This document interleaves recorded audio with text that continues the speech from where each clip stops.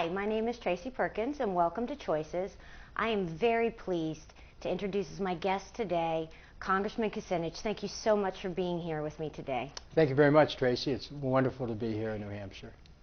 You offered to come in to speak to me today, and I'm just a person here in this town trying to figure out who to vote for, like a lot of the people that are going to be watching this show. And I just wanted to ask you a couple of questions. Sure. My first question, this is kind of an odd question, but why do you want to run for president now? The reason I ask that question is because it's got to be a lot of hard work, a lot of pressure. I mean, you almost have to be crazy to put yourself in this situation. So what is it that makes you feel so passionately that you're choosing to do this now? My candidacy arises from a vision of what America can be, and that America can be a place of peace, of social and economic justice, of opportunities, of jobs for all, of health care for all, of education for all, retirement security for all. And I made a decision a long time ago that my life doesn't just belong to me, that each of us has an obligation to be of service to our country. There's many ways in which we can serve. So I have chose a path of service in public life. And now in a presidential campaign, I see that my nation needs help. And I'm prepared to answer the call to help my nation take a path towards peace, to help my nation take a path towards health care for all, to help my nation lift itself up. Okay. And so I'm really fulfilling my own calling. Okay, thank you. Early on with the war, you were one of the few people that said that this was not right and that we should make other choices. And you stood almost alone on that. Why now, obviously, where we're at today, that's been proven out that your choices would have been better choices, I think, for this country. Why do you think you looked at the same information that other people looked at? What did you see that maybe other people didn't see at that time? You know, every one of us, when we make a decision, we make a decision based on what we read and study, but we also bring everything we are in life to that moment. Right. What I brought to that moment was a life of growing up in the city of Cleveland, the oldest of 7. My parents never owned a home. We were renters. We kept moving and moving and moving as the family expanded. Lived in 21 different places by the time I was 17, wow, including a couple cars. Now, what that means is that I grew up in the city and sometimes, spent a lot of time on the street. I have a sense of street wisdom, you could call it, of being able to really get what's going on in the moment and to not be misled. It's because, for example, if you're growing up in a city and somebody walks up to you and they pull up their sleeve and they say, hey, you want to buy a watch, okay? Right. You might know, maybe those watches are not really working, and things that may not be what they appear to be. So I developed this capacity, and along the way, it served me well. And with now 40 years of experience in the civic and social and public life of my community, I just have a sense of what's right and what's wrong. You smelled a rat? I like that. I wish I had have said that. Yeah, I smelled a rat. So I asked the questions. I didn't get the answers. I asked, well, how did Iraq had something to do with 9/11? They didn't have anything to do with it. Where's the weapons of mass destruction? Right. And so everything I studied, spent a lot of time, all that information was available to all the other people who are running for president and were members of Congress at the time. I wasn't the only one to oppose the war, but I'm the only one who's a candidate for president right now who not only opposed the war, but voted 100% of the time against the war. So, right. Tracy, what happens is this. When people elect a president of the United States, they're electing that president's experience and his or her judgment. And we already had the audition for president. It was in 2002, and it was in every year thereafter on votes on funding. And I feel that, humbly, that I passed the audition. The other candidates have to explain and account for themselves, but I'm ready to account for the position that I took. And it's not just about the past. It's about leading America in the future. And so I've offered a 12-point plan, which is on our website at Kucinich.us, to take America out of Iraq, to stabilize that country, to bring our troops home, and to start our nation on a path of creating a new future for our people. I wanted to talk about your 12-point plan. is there a way, could you tell us, could you kind of sum that up? Is that possible? Or talk a little bit about Sure, that? I'd like to, Tracy. It starts with this understanding that this war cannot be won militarily, that it's already been widely reported that there is no military solution. And what that means is that the presence of our troops is counterproductive. Our presence there fuels the insurgency. And if we really care about our troops, we should work to bring them home. The plan that I have brings our troops home, helps to stabilize Iraq in this way. Congress goes to the President and says, Mr. President, we do not support giving any more funds for this war. You need to engage the world community and get in peacekeepers and security forces who will bring the troops in. Once Congress tells the President that, the occupation is coming to an end. The bases will be closed and our troops will be brought home. When that is communicated by the United States to the world community, then the world community knows America's ready to take a shift. They're not going to be trying to stay in Iraq. Then we can set in motion a program for reconciliation between the Shiites, the Sunnis, and the Kurds. Then we can get the contractors that are there right now, the Halliburtons of the world, move them out of Iraq, let the Iraqis have their own reconstruction program, which we help finance because we broke it. We're going to have to fix it. Right. Providing a program for reparations to Iraqis, giving the Iraqis control over their own oil industry again, so they're not going to be privatized. They have to make that decision, not the United States. And giving the Iraqis the ability to be able to get financial help without having to sell their soul to the company store of the WTO or the International Monetary Fund. So my plan, which is on my website at Kucinich.us, is the only plan offered by anyone who's running for president.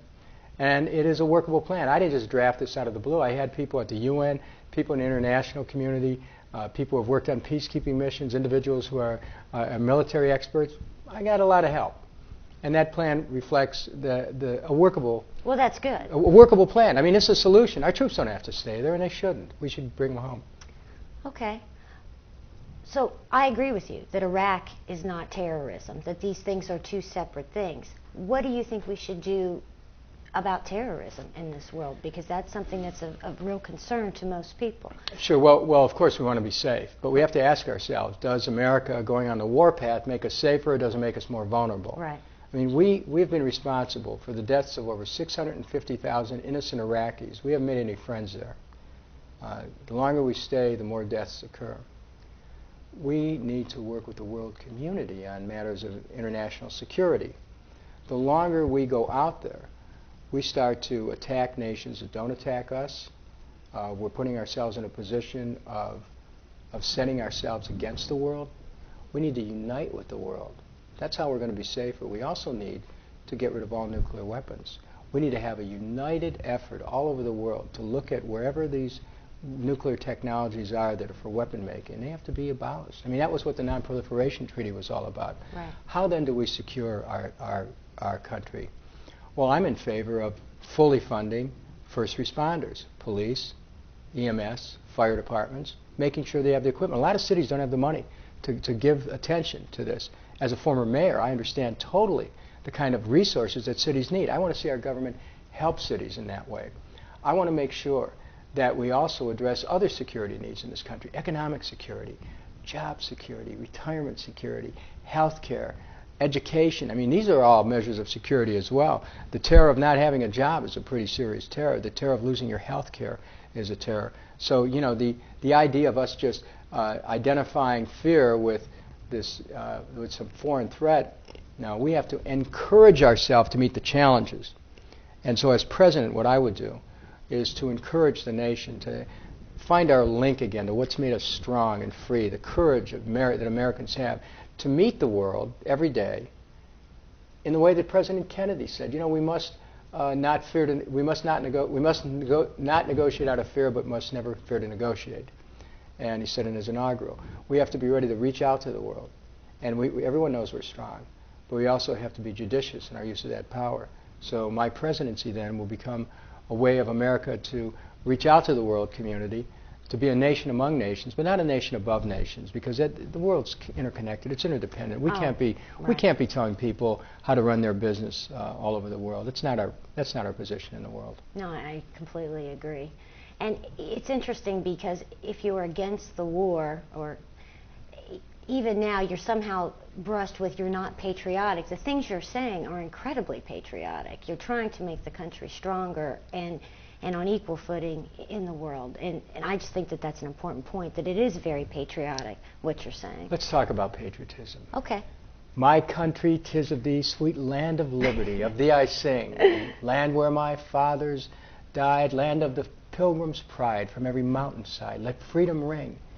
Patriotism is sustaining human freedom. Patriotism, New Hampshire, live free or die.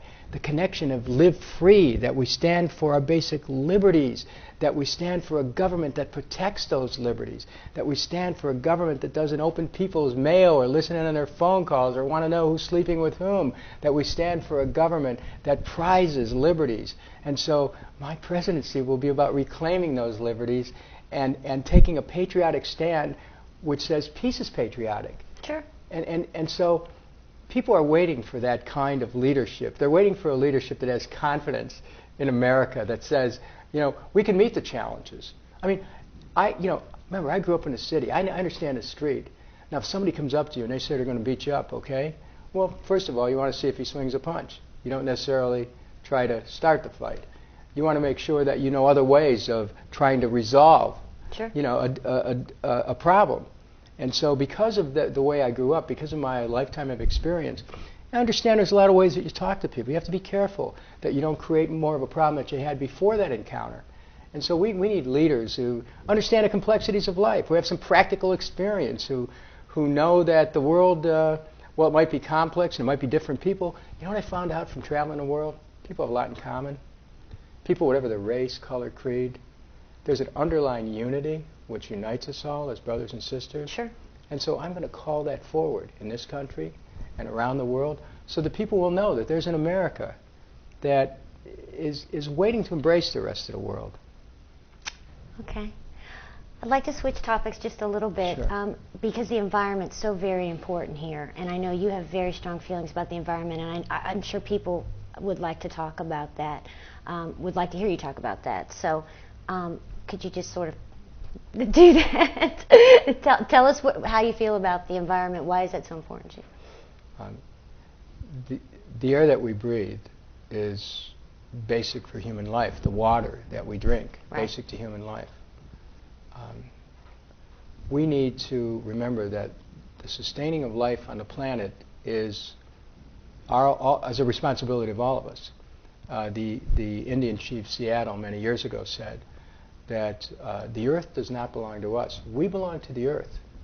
We have to reconnect with nature. It is our understanding that nature, which has given us life, needs to be sustained so that we can continue this pageant of life for generations to come.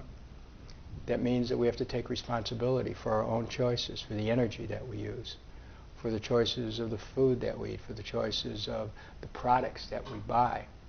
And so as president, what I would do would be to use the resources of the country to take our nation away from non-sustainable sources of energy, away from oil, away from coal, and even away from nuclear, towards wind and solar and green hydrogen and development of new technologies, popularize them, make it possible for people at a local level to have in their homes solar and wind technologies that will save tremendous amounts of money for consumers and also protect the environment. My presidency will be about fostering an environment in which we create millions of new jobs in developing these alternative energies, in which we will also save the planet through calling people to participate in a great cause of energy efficiency and conservation. President Kennedy called our nation forward to meet the challenge of developing technologies that enable us to reach to the stars, okay? People are waiting for a president who will call the nation forward in a great cause of repairing our planet and sustaining the world. It's what's called tikkun olam, the healing of the world. We're called to do that. This is something that all of us have a chance to deal with. We're saving our own lives and we're saving the lives of generations to come. And you know what? An American president who not only calls forth the people of this nation, but who joins with the leaders of the world can help protect the world and help save the world. And I think people are waiting for that kind of leadership too, and I'm prepared to step into that. People do want to be inspired. I mean, you've talked about that several times. They want inspiration in their leadership. because it's frightening.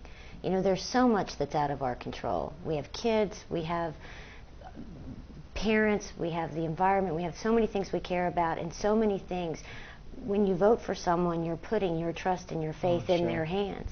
And, you know, my husband and I were just talking about that's what's so scary about voting. And I think why a lot of people don't vote is because you're making a commitment to someone for 4 years that what they do will represent your best, what's best for you and your family. And it's not something people should do lightly. So I'm glad to hear you talk about inspiring people. I want to be inspired. I want to make the world a better place. Sometimes it's hard to know what to do, though, to do that. Well, let's think of this idea of inspiration. It's that spirit world literally coming and joining the material world. Right. And that's the inspiring of that material world. And when spirit comes into matter ascends and is elevated and becomes light. And so my presidency will be about inspiring this country, but in practical ways, inspiring it to clean up the environment, inspiring it to move towards peace, inspiring it to help build a culture of nonviolence that Dr. King talked about, inspiring our nation to provide for health care for all, to provide for jobs for all, inspiring our nation to reconcile. You know, after 9/11, we lost so much. We became separate from each other in some ways. There was a lot of fear that developed in this country. There were misjudgments about who was responsible. Our nation still needs to heal over that. Now my wife, Elizabeth, came up with a wonderful idea of creating what's called the 9/10 Forum, to remember who we were before 9/11, to remember what our highest aspirations were for ourselves and our families and our country, and to share our experience of when we felt security and when we felt most trusted and when we felt most loved, and to share this publicly and to help to rekindle this vision of what America can be, and then set in motion a plan to achieve that vision. You know, I can't even remember that. I mean, I cannot remember a pre-9/11 world. That's so interesting that you could say that, because immediately I thought, what did I want on 9/10? And I don't know. I mean, the world is so shaped now by that fear. It's been all about fear for the last 5 years. Think of what happens when we reconnect with the joy that we did experience, when we remember who we were. Yeah. Think of how the heart energy and the feeling that we have of love for each other and the love of country and connecting with the world. Think of what happens when we rekindle that, because that's what this 9/10 Forum is about. And we're going to be bringing this to Keene and to other places around the country, because it's really about a conversation. It is. That we need to have. We didn't have that after 9/11. We went into a reactive mode, and that's not a good place for America. Well, there was so much. Everyone was so bound together at that moment, and there was such power in that, and what was done with that, I really struggle with. You know, that moment was a defining moment in our country, and what we chose to do with that was wrong. You had so much solidarity. There's so many things that could have been done with it. The people were so behind our leader and our leaders, and they would have been willing to do almost anything, and they were pointed in the wrong direction. Exactly right. It was the response to 9/11 that we've been stuck with, right, that has bound us to fear, to insecurity. And you know what? We're Americans. That's not our home. No. We're the land of the free, the home of the brave. Hope. We're the America of the courage of an FDR and the passion of a Martin Luther King and the vision of so many founders who created a nation that had the ability to adapt to an undreamed of future. So we now have to we call our future forward, but by reconnecting with what is positive and powerful in the past of each of us, because each of us responded to it differently. Yet each of us has a personal narrative that connects us with something that's really good and right. And the America that does that is the America that's ready not only to celebrate itself again, but it's the America that's ready to re-engage with the world confidently and without fear. To be the leader and the example again in the world. When did that stop happening? Well, and this exactly, and you know, this is what gives the deeper truth to the statement that FDR used when he first addressed the Congress. He said back in the 30s, the only thing we have to fear is fear itself. when you understand the pernicious nature of fear, how fear undermines our sense of trust, how fear sets us against people and creates a paranoia that isn't familiar to us. I mean, it's a human thing to have fear, but fear can cause us to make misjudgments. Yeah. Fear can cause us to work against our own interests. We all experience it. We've all had that experience of being afraid of something and then suddenly discovering we actually gave up something that was precious to us because of our fears. So my presidency will be about inspiring Americans to courage, to calling it forth in a structured way, enabling people to be able to see what's good about the country, having practical programs that enable us to take that new direction, and giving America a fresh start, a new chance. And so this election is about more than politics. We need to elevate the human condition. And that's what a social discussion ought to be about. Wow, I completely agree. And don't think that I thought that was even possible until you started talking about it. We've gotten so far past that. It's like all we talk about is how can we get ourselves out of the mess we've gotten into. Nobody's talking about how do we make it better for the future. I've got 3 daughters. They're 17, 15, and 11. I want them to have a world. I don't want this for them. You know, I want the world to be a better place. I don't want them living in fear all of the time. And you know, I have hope for them and for my grandchildren and for their future. You talk about practical solutions, though, and people vote the things that matter to them. This year, I'm faced with tuition. And I know that this isn't something that a lot of people, I didn't. A lot of people are. But I didn't care that much about it when I wasn't faced with it. I mean, I kind of knew it was coming, and I knew it was going to be unpleasant. But wow, I had no idea it was going to be this unpleasant.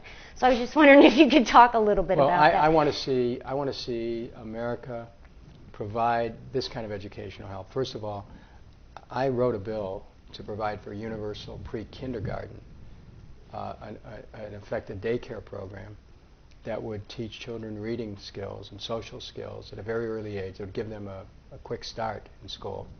There's so many families right now that can't meet their children's needs. Daycare costs as much as college education in some cases. Working mothers are sometimes working just to pay the daycare bills. So that's one aspect of education. It brings our children and gives them a better start. The other part deals with college education. Look, my daughter is 25 right now. She went to a good college. I understand totally the concerns of a parent who's worried about making sure we give our children the best we can.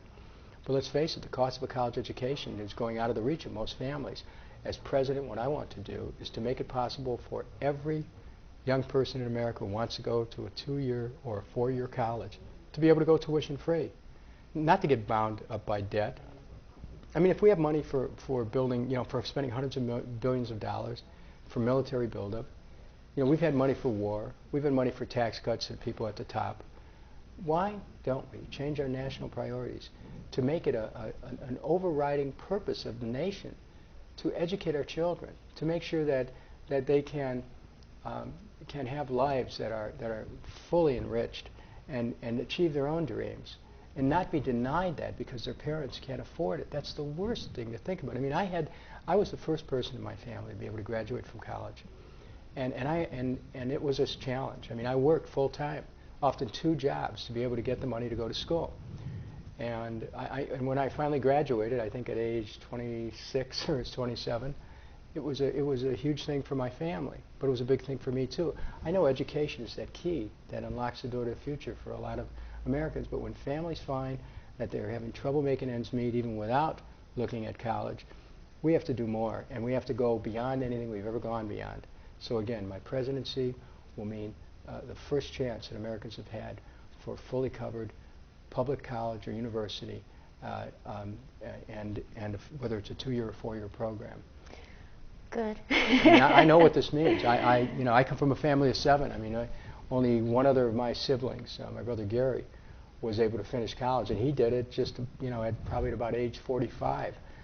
Yeah, I'm still picking away at it a class at a time. Then you know what I'm talking about. I do. I mean, there's a lot of people who put it off because they can't afford it. That's a tragedy.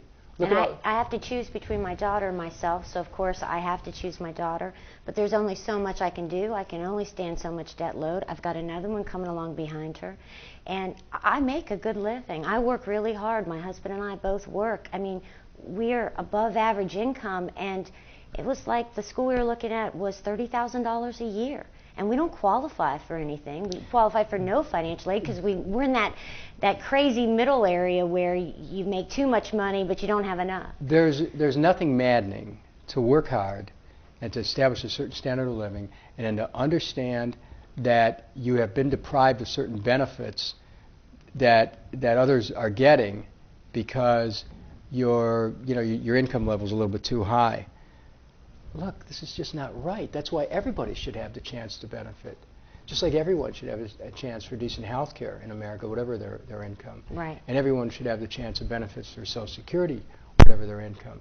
I mean, there can't be any, this is a form of means testing. This means testing really doesn't work because people in the middle class in particular, whose lives are being undermined by the high cost of credit, by the high cost of health care, by the high cost of utilities and all these other things. They need some help. And you know what? They're paying the bill for the government. They're paying a heavy tax load for the government. They ought to get something in return other than just bombs. I agree. We're getting squeezed pretty hard. Yeah. I mean, we are absolutely, and that's my tax money. Tracy, let me tell you something. The house that I live in Cleveland, I've lived in for 35 years, okay? Mm-hmm. It's worth probably about $90,000, okay? People who live in my neighborhood, they're workers, it's a middle-class neighborhood.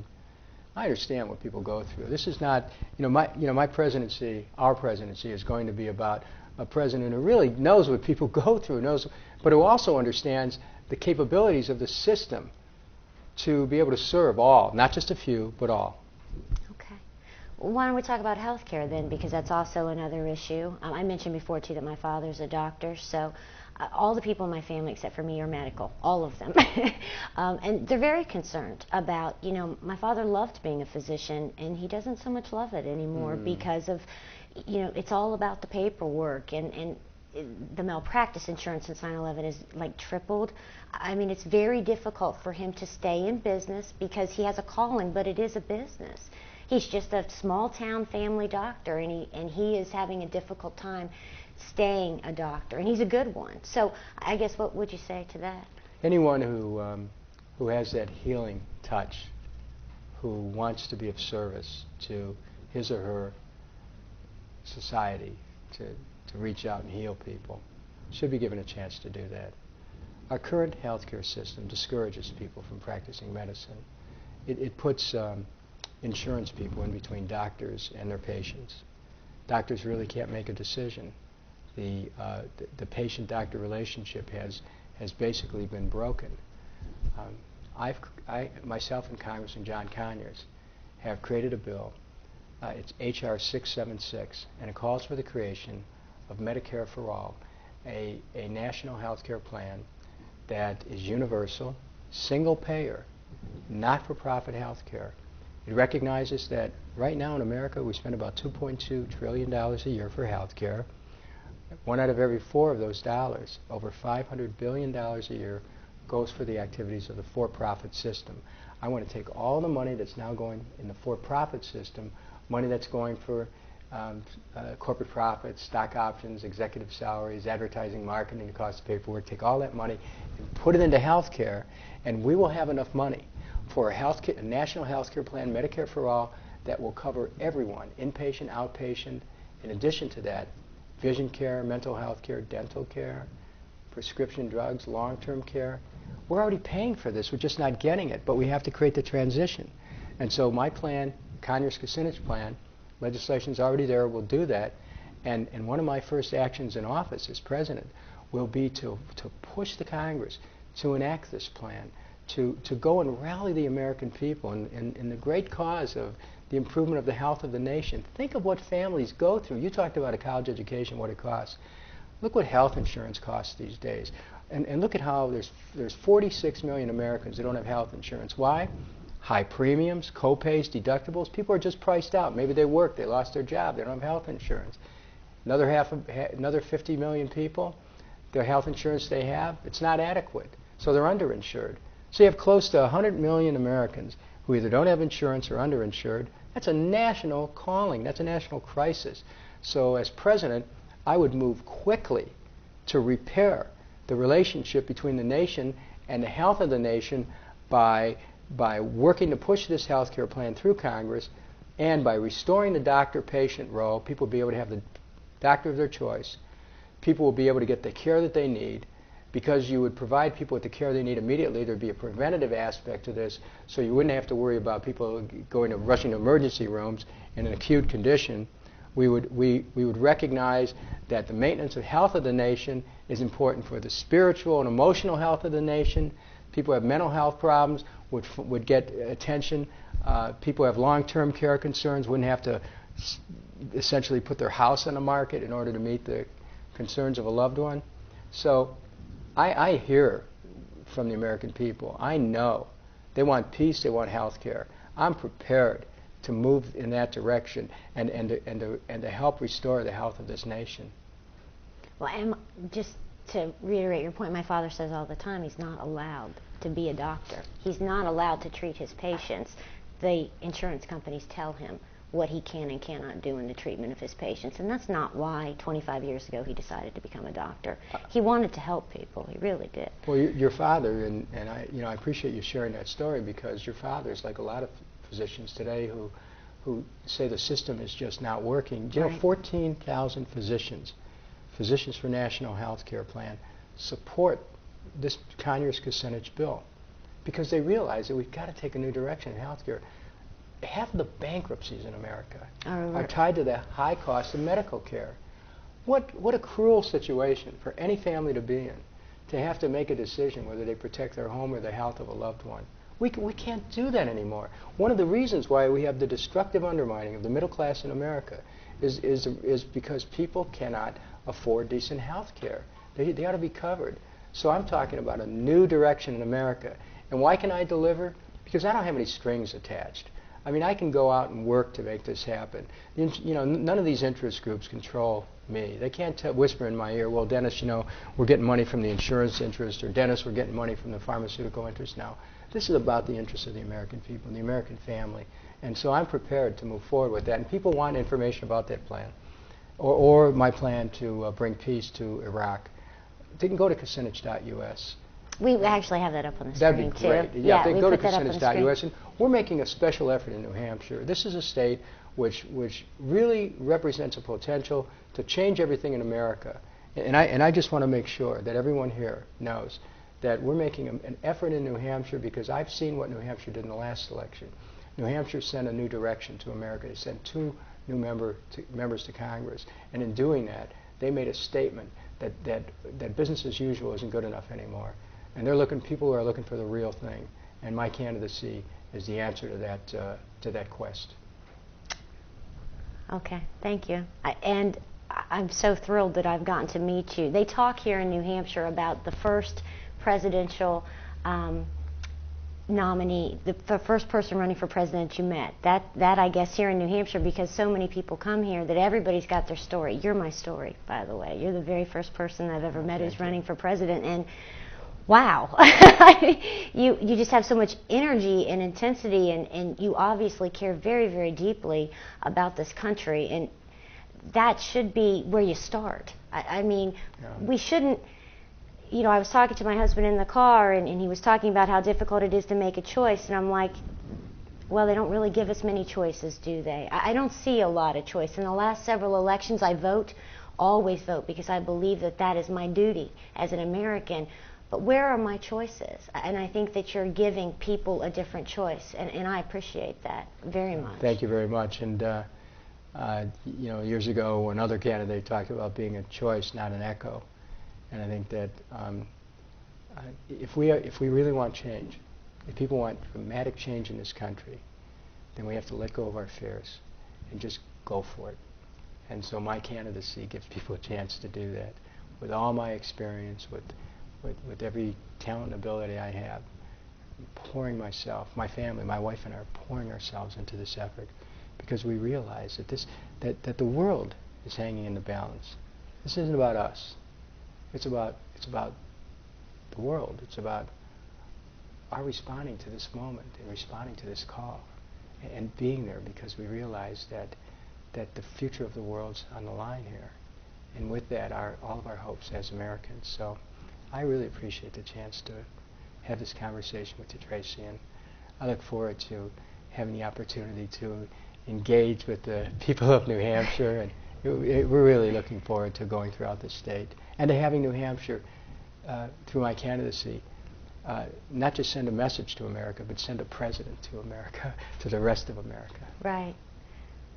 I would like to ask you one more question, if I could, because I know people are going to be having this question in their mind, and it's about fiscal responsibility.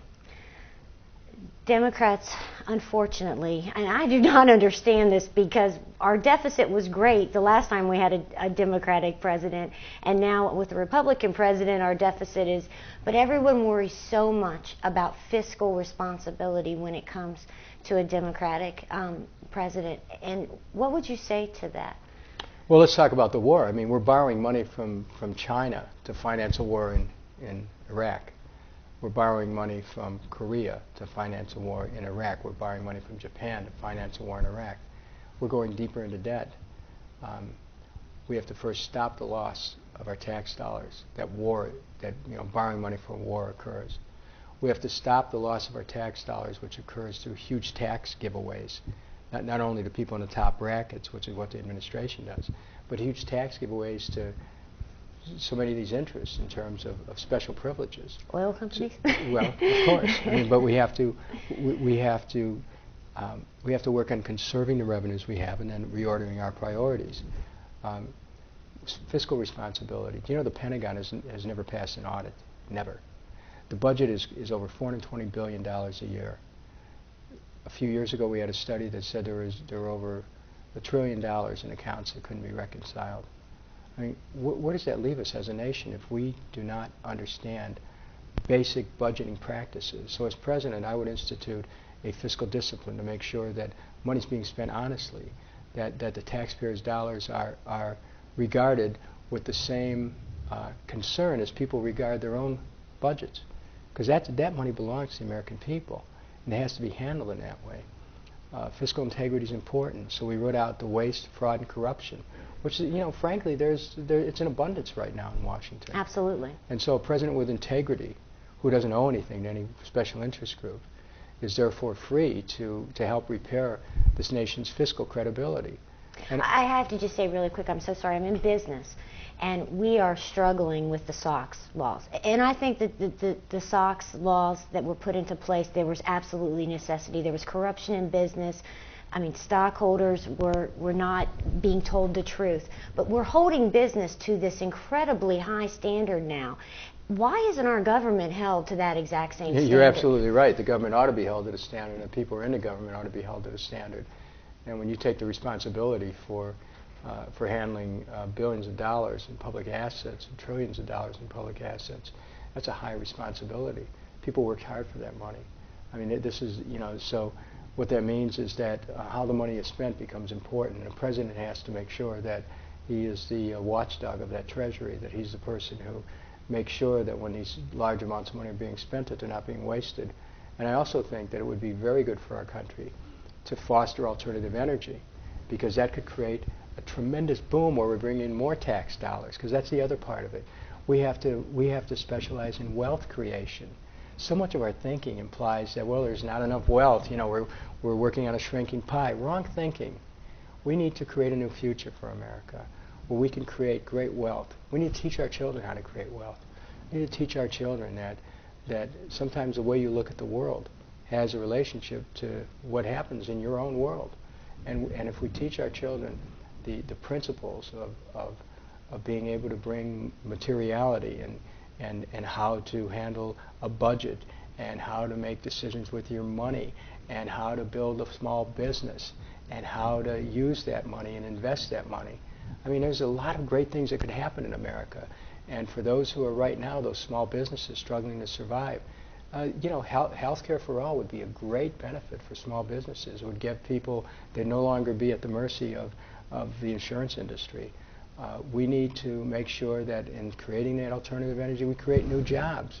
I want to see an infrastructure bill, like just like Roosevelt had, Franklin Roosevelt in the 30s, created the WPA, put millions of people back to work. rebuild America's infrastructure. Government spends the money into circulation. Get that money moving in the economy. Get people back to work. Rebuild our cities. Create an infrastructure base for more investment. I mean, we need to keep investing. We need to build capital. We have it. We have it all. But we have to have the willingness to do it. And we can't be hamstrung by interest groups who say, no, you can't do that. You know, we need the money for this purpose. The public purpose ought to be first in America. I agree. How do you do that? How do you get the special interest groups out of it, though? Elect a president who doesn't have strings attached. Okay. I mean, that's a start. Right. And then that president goes to the American people and lets the people know exactly what's going on. You rally the American people. I think the country's ready for this kind of a direction. I think people have long and hard experience with a government that lets insurance companies decide what the price of health care is going to be, lets pharmaceutical companies decide what the price of pharmaceutical is going to be, lets banks decide and credit card companies decide what the price of credit is going to be. I mean, the government's supposed to play a role in moderating that. We've had monopolies that are growing in the economy, and what's happening? Wealth is accelerating upwards. Healthcare becomes an engine to accelerate the wealth upwards. Credit becomes an engine to accelerate the wealth upwards. You know, all of the structures in society, our tax structure, accelerate the wealth upwards. This is just a question of what are the decisions made to be fair. People aren't looking for a handout. If somebody works their whole life, though, they shouldn't have to worry about health care. They shouldn't have to worry about whether they're going to have a secure retirement. They shouldn't have to worry about the safety of their home financially. They should be able to say, okay, I've worked my whole life, my home's solid, my retirement's solid, and I've got health care. But you know what? A third of the country can't have that assurance. So that's why I realize, and where I come from, this is time for just a totally different direction. And if the people of New Hampshire are ready for that new direction, I'm ready to lead the way. Thank you. Thank you very much. You make me believe that things are possible that I haven't thought are possible in a long time. And you know, you keep talking about FDR. He's my absolute favorite president ever. He was an amazing man, and he came into this country at a time when things we were in so much trouble, and he dug us out of that. And it didn't happen overnight. It was little bit by little bit, and he cared about the people, and he cared about what was fair. And he made this country, you know, what it is today. One man could do that. One person could have that kind of an impact. I think I talk a lot about, you know, around voting time, why don't you vote? It won't make a difference. I can't make a difference. Nothing will make a difference. The system's just too set in its ways. But that can't be possibly true, right? I mean, if it didn't matter if we voted, people wouldn't spend so much money to get us to vote their way. I find that oddly comforting, although I think we spend way too much money on elections. But there's a reason why people are jumping through hoops to get the vote, because we get to choose. Right. You know, once every 4 years we get to choose. Right. And if we chose something completely different than the standard old norm, I mean, we've had the same thing since I started voting, I think. I mean, if we chose something different, then the world could be different, right? Think of the power New Hampshire has. Yeah, one little state. Oh, living here is wonderful. One little state can make such a difference. You know, and I'm aware of that, and that's why Elizabeth and I are going to be spending a lot of time in New Hampshire, because we understand that people are in tune with the possibility that the world can be changed right from the state. And what a great opportunity we have to recreate our world and to make it possible for peace and for healthcare and for education, to create the beloved community, the beloved nation that we can feel is there in our hearts. We're just waiting for it to come forward, and that's what I will do as president. I'll not just call it forward, but we'll move forward together to that new condition of an America whose purpose is refreshed and whose position in the world is elevated once again. Sir, thank you so much. I just really appreciate your talking to me. It was wonderful. It's great to have this discussion. Thanks, Tracy. Okay. Good to see you. See you again? Okay. Thank you.